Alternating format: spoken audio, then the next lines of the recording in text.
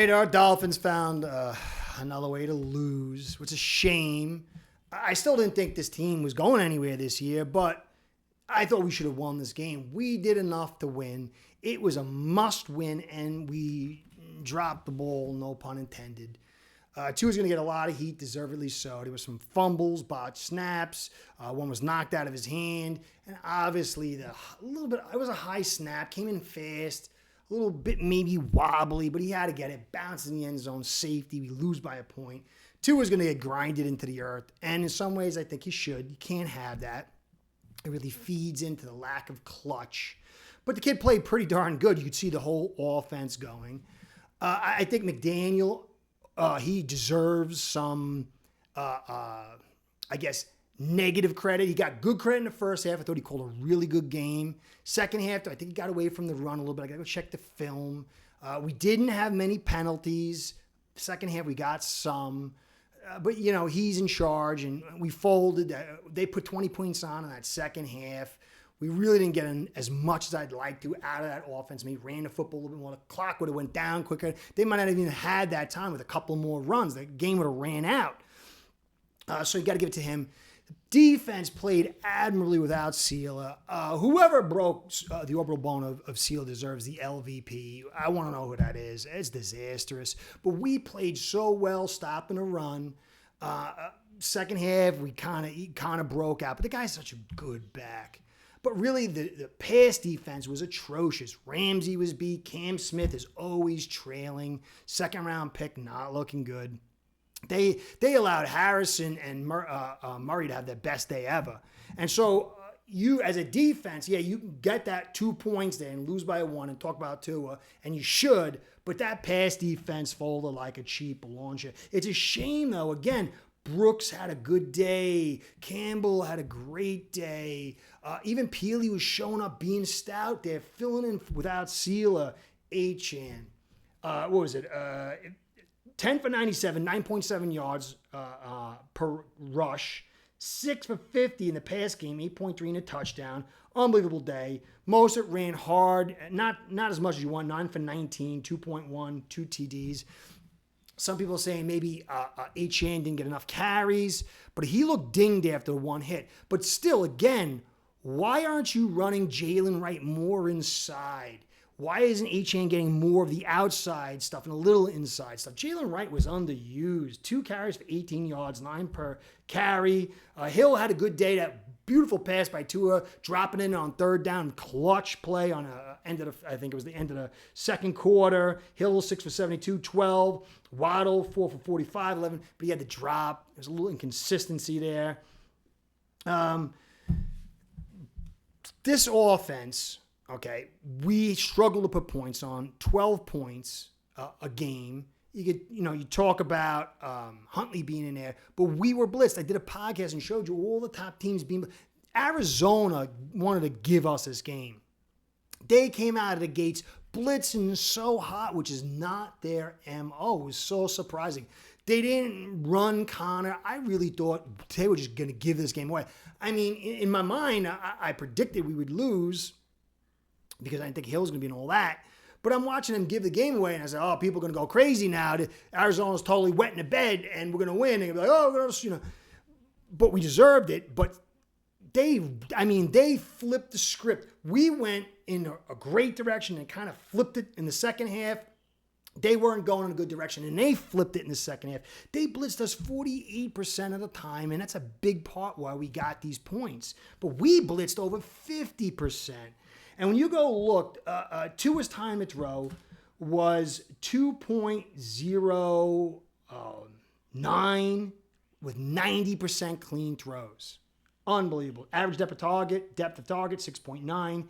Blitz 48.5%, but we still use too much pass. I'm going to show you the pass rush mitigation, screens, and play actions that we use, 54.5%. But Murray, his clean time to throw is 2.92, but he buys a lot of time. You can't really lay into that. 76%, but they had 10.1 average depth of target, so they were way deeper than us. They were blitzed 57% of the time, but they only called 23% screens and play actions to help support that offensive line. It's half of what we called. They were blitzed more. And so it really says something. You can think about what that says. But Tua really, he had a good day. But when you call that much play action and screens, you're not putting guys in the secondary. Where conversely, we had lots of guys blitzing. They kept guys in the secondary, kept guys running routes against the secondary, and that's why you found guys open. And obviously Murray making sacks that should have been sacks, not sacks, and rolling out and buying time. And Harrison having an unbelievable day, killed us in that second half. Cam Smith, always trailing. I think he's a terrible second-round pick. May, huge missed tackle on Murray boot now. Could have saved the game. Screwed that up. Poyer had a good play early on, but then he got beat by tight ends. He got beat by McBride.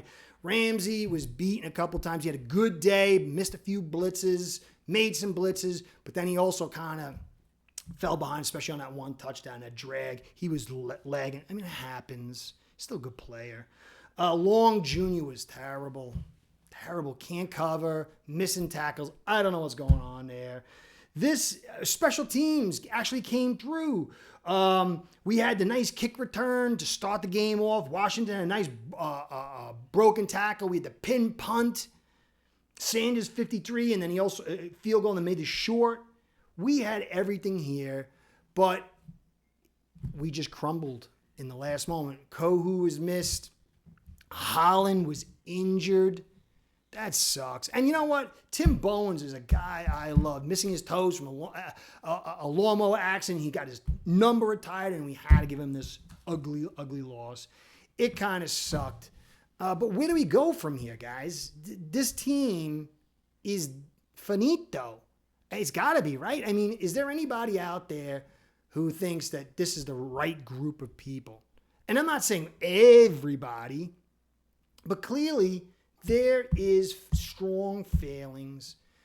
You want to blame McDaniel? I could see that. You want to blame Greer? I can see that. Two is I can see it, but it's small down the line. There's a lot of problems, a lot of failure to go around. But you're now 2-5, going to Buffalo to soon be 2-6. What does Ross do? He's got to do something. Somebody's got to be held accountable. The coaches don't hold people accountable on the field.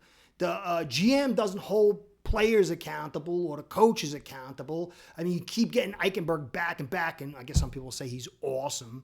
You sign Jackson to the $12 million contract.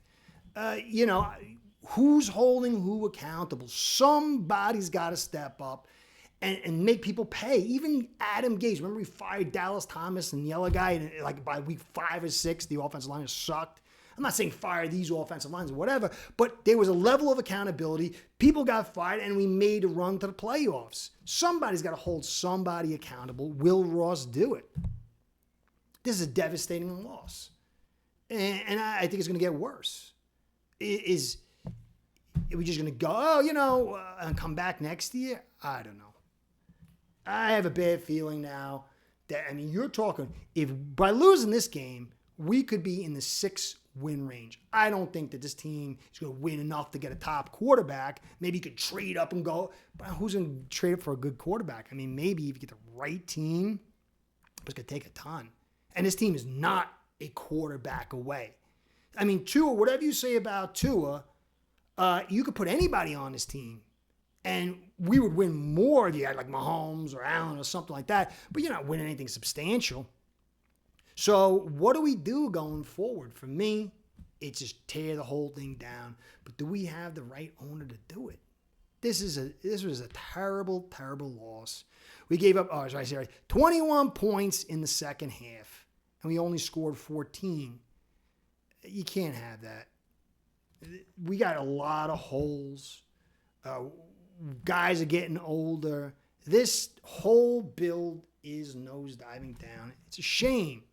I really thought we were going to take this one. I didn't think it was going to be much going forward, but it's got to be time. I know I'm the bad guy Grinch, but is there anybody out there seeing the future of this thing as it is with Greer, McDaniel, Tua, and all these players? This is just a few pieces away. I don't think so. There's a lot of blame to go around. This thing's got to get scrapped.